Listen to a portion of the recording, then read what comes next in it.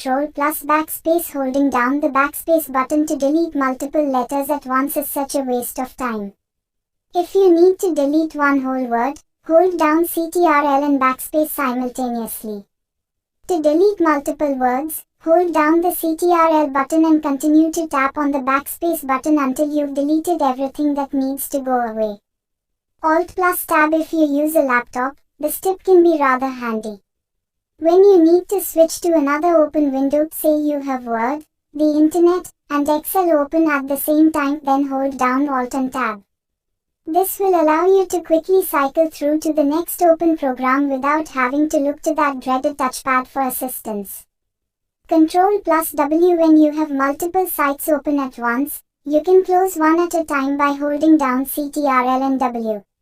This action will cause the tab you are currently on to close and will send you back to the next open tab. No magnifying glass and little X button required. Ctrl plus L again. If you're not willing to reach for your mouse, this trick is incredibly useful.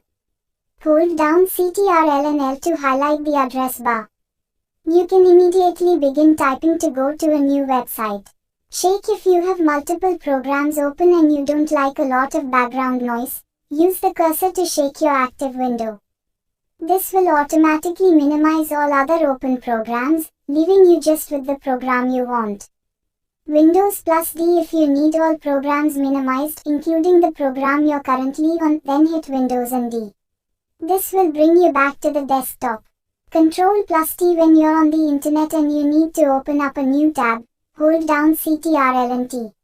This trick will get you there quicker. Windows plus L. This is a great tip for anyone, anywhere to use. Whenever you leave your computer, hit Ctrl and L to lock it. Hopefully, you have some sort of passcode protecting your device. If not, shame on you.